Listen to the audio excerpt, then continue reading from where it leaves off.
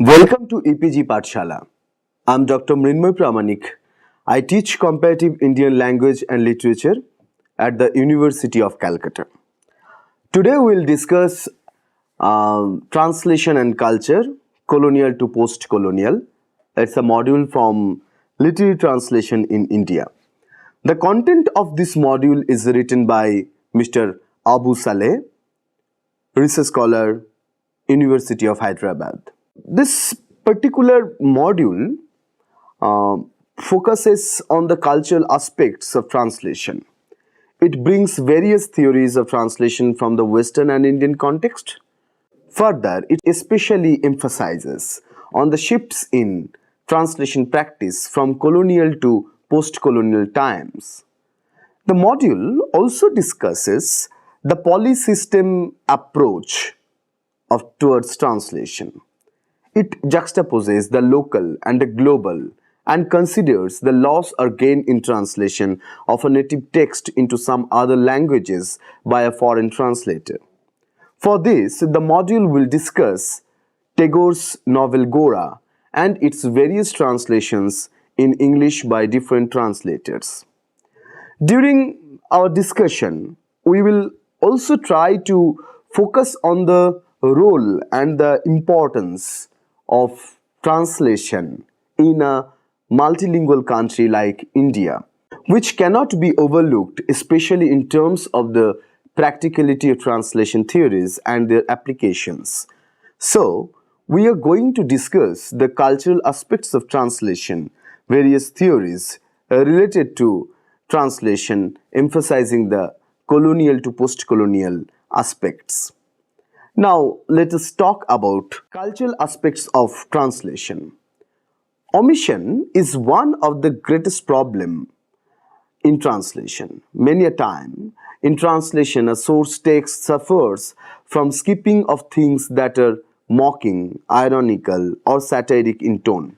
Further, the language of translation always remains to be different from the language of primary literature, and here it designates a difference. Linguistic deviation in translation leads to the cosmopolitan language in nature and texture. Linguistic deviation also creates structural and stylistic deviations. According to Lawrence Venuti, in translating from another, especially that we might call third world languages, an English translator always perpetrates grave violence upon the source work, language, and culture. This happens because the translated literature seeks to accommodate and fill the local subject matter culturally and linguistically to English. This can be seen as a tyranny of native English that tries to domesticate a non-native content into English. These processes involve substantial changes in characterization, plot construction, and language of the source text. It is true that most of the time the content, the language, culture, form, and many other things go through a certain change in translation. It enumerates the changes that literary work undergoes in the process of being translated, especially when the target language is the language of the erstwhile colonizer and the target readership is the so-called first world. Translation cannot be just defined as possible approximate redelivering of socio-cultural linguistic setup of a context from source to target language. But many times it does not happen. So translation, which is a part of linguistics, is an aspect where one language may dominate the other as the translator keeps the readership of the target text in her or his mind. This problematizes the matter in more serious way. As Spivak says, translation is always encountered with two readerships and two-faced imaginings. It might be exotic or mysterious ways of representation. In this process, the local and the regional identities often get glossed over. This leads to the negative portrayal of culture and practices as the Western readers like to see it. Translation of culture-bound literary text is like a vein filled by the blood of culture. We can say it is not a linguistic process, rather it is culturally determined linguistic process. It is not just a linguistic imitation, but linguistic as well as cultural transmission that becomes a cross-cultural idea. So translation becomes shifting to one culture from another. Mary Snell Hornby considers translation as not just an activity that takes place between two languages, but as an interaction between different cultures. Further, translation is a political activity too. Translation has always been used and utilized by the ruling classes. The example, it can be traced back to the rulers or the religious preacher and the British colonizer who have managed a great deal by translating text as per their wish and need. The colonial power plays between two or more unequal languages and cultures, especially in constructing colonial subject and their culture. It is the imperialist nature of translation. Translation takes shape within the unequal relations of power that operates under colonialism, and colonial translation always tries to anglicize the text. The first and second English translation of Gora by W. W. Pearson and E. F. Dodd can be seen as a products of such translations. There are innumerable examples throughout various languages and cultures. Also, it is not just limited to literary translation only. It can be correlated with many other fields related to translation. Moreover, in the case of Rabindranath Tagore's Gora, it is very much obvious because the Tagorean concept and culture of 19th century and the culture of the pre-independent Bengal lost their mark in English translation. In many instances, it has changed and varied.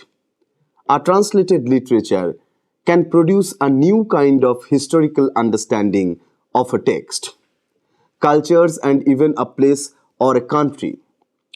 For example, the different English translations of the Malayalam novel Indulekha in various time gaps create different types of history and context.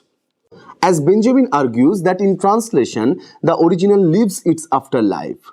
Translation should work as supplement to the source text. It can even help the source text reader in some cases. When the translated text develops the target polysystem, it should not forget the source culture and context. But in translation, the source text also gets affected. The notions of target reader may differ about a source text after reading a mistranslated text. Thus, translation can freeze or arrest a source text sometime. In this regard, Theo Harman says, translation is of interest as a cultural phenomenon precisely because of its density, its specific weight and added value. If it were a merely mechanical exercise, it would be as interesting as a photocopier. It is more interesting than a photocopier in that it presents us with a privileged index of cultural self-preference. Or if you prefer self-definition, and because each translation offers its own over-determined, distinct construction of the otherness of the imported text, we can learn a great deal from these cultural constructions and from the construction of self which accompanies them.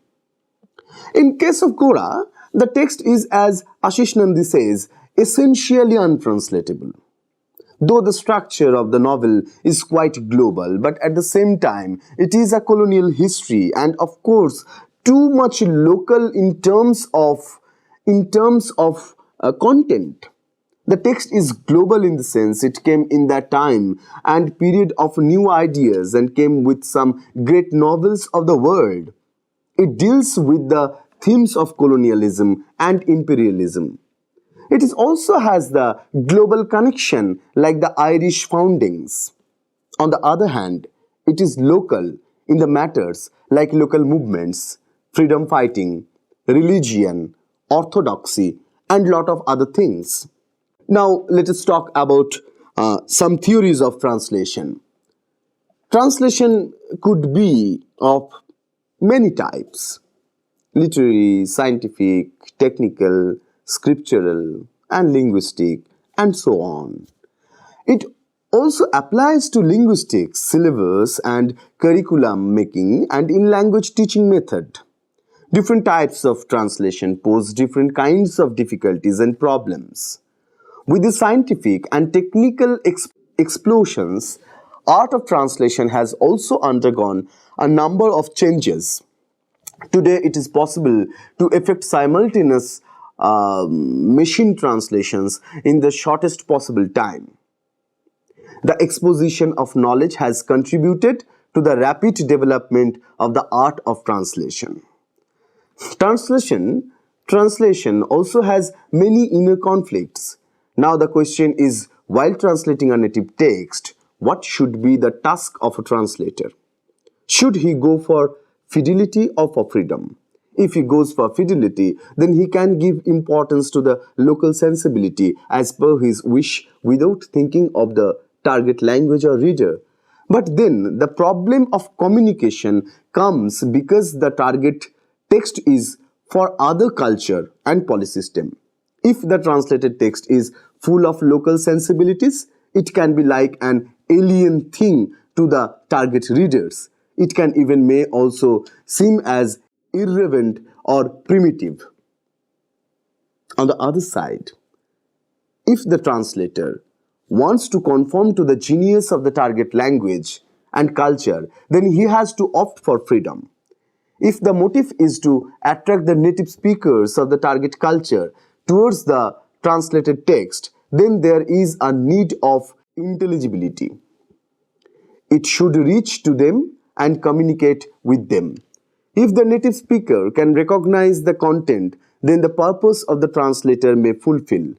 So, the study of translation is a debate between the fidelity and freedom. The two opposing views of the practical translation, and the translator remains in dilemma what to do. Translation theories like Nida and Catford and others argue that translation must be carried out on scientific and linguistic procedures and should be based on general linguistic theories. It should be lexically and grammatically equivalent as far as possible. Nida's development of translation science was motivated by personal likes and dislikes and emphasizes on accuracy and form. There are various other theories of translation proposed in recent times. For examples, translation has been described as cannibalization, feminization, and voyage by few modern theorists.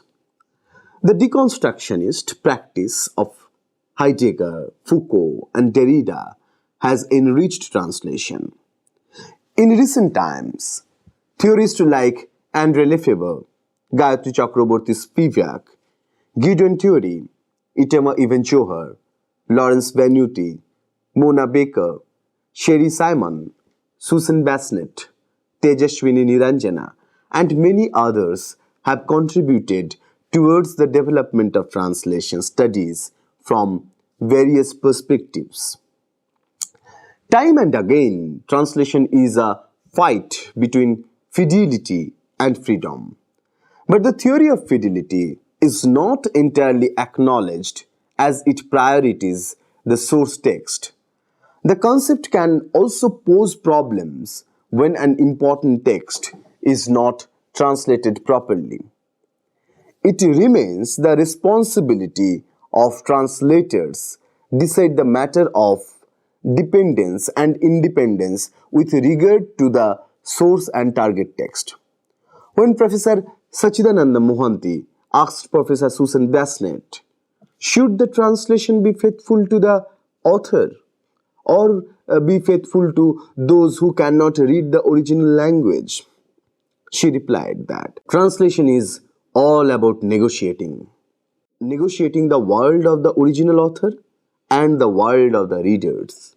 But we have to keep in mind that in the process of negotiation, the world of the first world reader should not overtake to the translated text or the world of the author.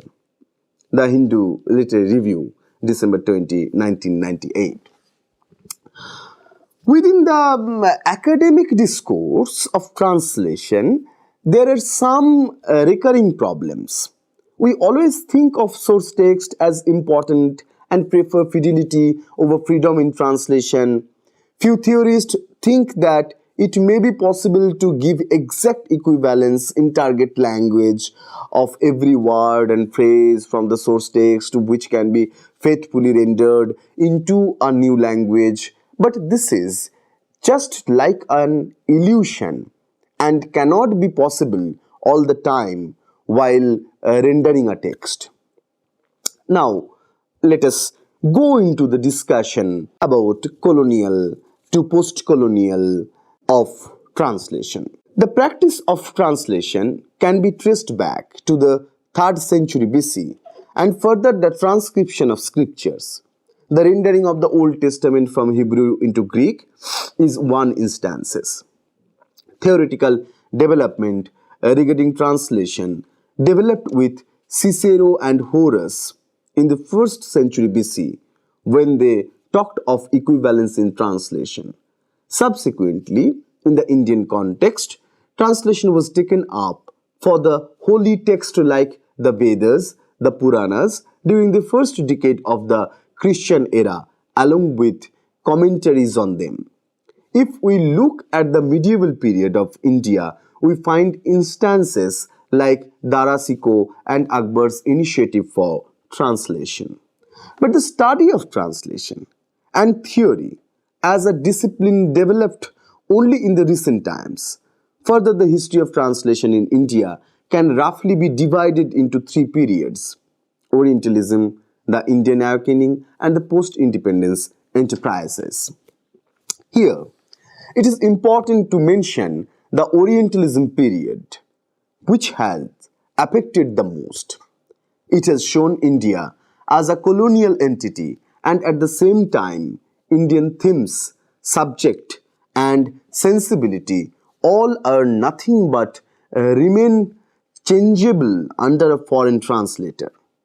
As Rita Kothari says, the translations initiated in the period of British Orientalism in India provide an enduring account of the construction of knowledge and relationships integral to colonial rule.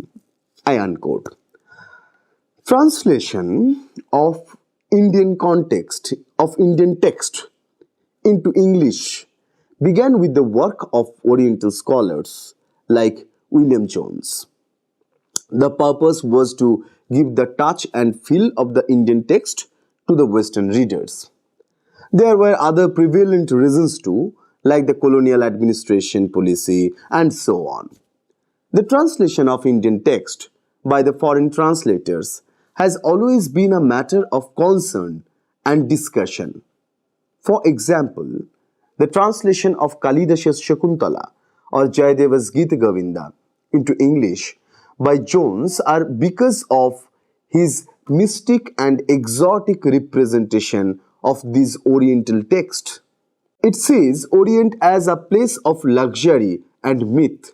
The translation of Indulekha is another such example, which was taken up by the colonial administration. In almost everywhere, we can see the typical instances of the Western translators' patronizing or colonizing attitude towards the source language and culture while rendering an Oriental text into some foreign languages like some European languages. Translation has always played a significant role in the transformation of ideas from one language to another, one culture to another. India is a multilingual country, and translation or Rupantar, Bhashantar, Anulikhan or Anuvad has importance here, starting with the classical texts like the Gita, the Ramayana and the Mahabharata. Translation has been very much necessary and popular in India for a long time. Translation has a huge role to play in the literary life of India as it is multilingual and multicultural country.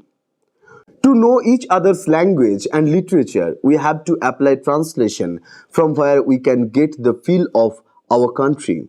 The role of translation as an integral part of the nation building process and culture linking activity cannot be overestimated. It is important to understand the history and the role of translation, especially the seminal history of Gora and its different translations. The first translation took place in 1924. The concept of translation studies more or less did not exist. The second translation happened in 1964 when the theory of translation was in the beginning to take shape. The next translation was in 1997 when theoretical framework for translation was already in place. The latest translations of the novel in 2008 and 2009 happened in a time when the disciplinary framework of translation studies are formed and modern man and postmodern discourses are around. After looking at Gora and May such texts, it is desirable that practical and theoretical aspects of translation in India should be examined. Because of the foreignizing attitude and readership, translation may create different text out of an Orient text. To translate successfully with all attributes of translation and not to reveal the source text meaning would defeat the purpose. Among 19th century translators, Edward Fitzgerald, who rendered Omar Khayyam into English, is a well-known name for his biased and even racist attitude.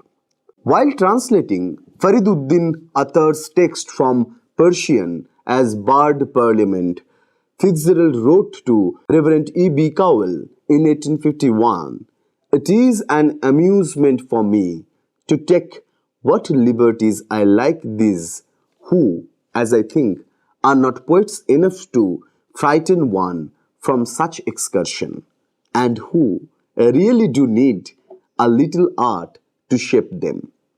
Colonialism and imperialism of power, language, and culture happened in various times in many places.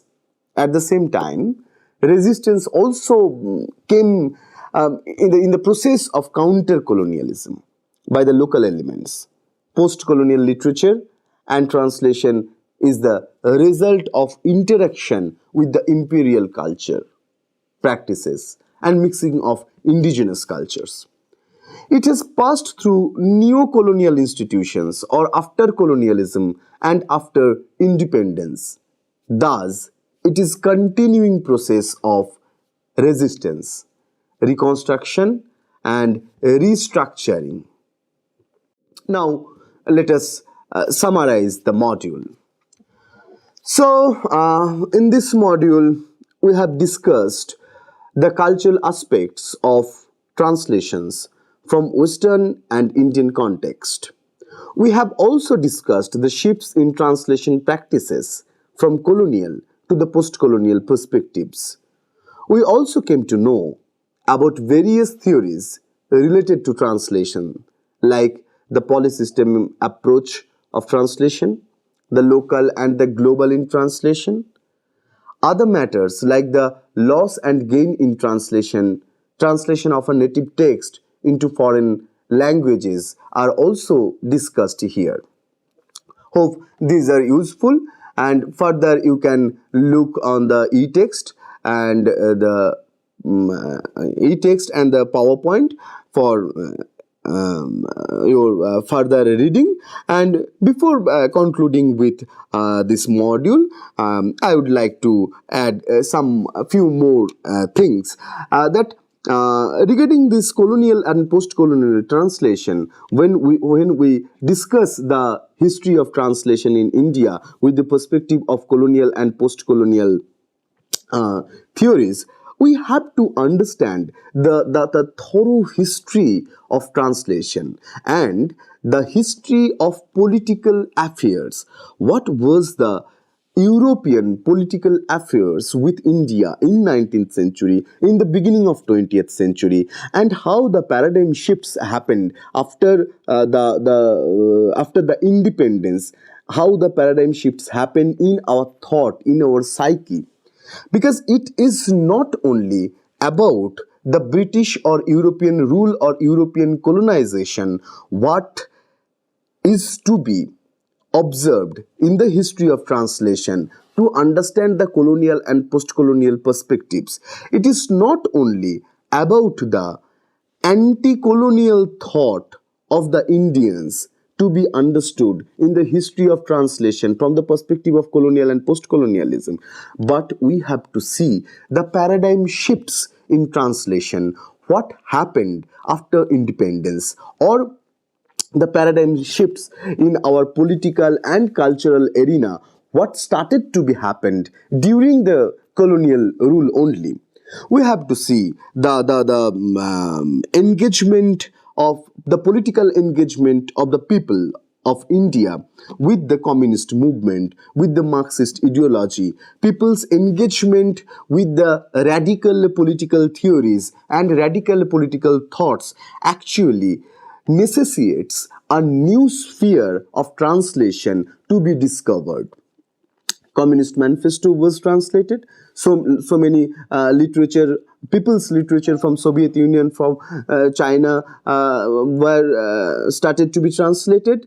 Texts from Latin America, from Africa also were to be started to be translated in different Indian languages. It shows a huge paradigm shift in our translation practice in with the post-colonial thought, or the similar time when we are thinking about post-colonialism. We can find a different kind of translation practice in our history. So when we talk about colonial and post-colonial translation, it is not only about the political, cultural, or economic power of the Europe and their rule to India, or Indians' dissent and protest against colonialism, but we have to look forward. We have to look the other side of the translation to understand the post-colonial scenario and the structure of translation practice, that how paradigms have been shifted, how the new areas of literature and translation have been discovered to find the self, to find the Indian self, to find the so-called third world identity, and to resist culturally against against the notion of first world and the oppression of the imperial forces. Thank you.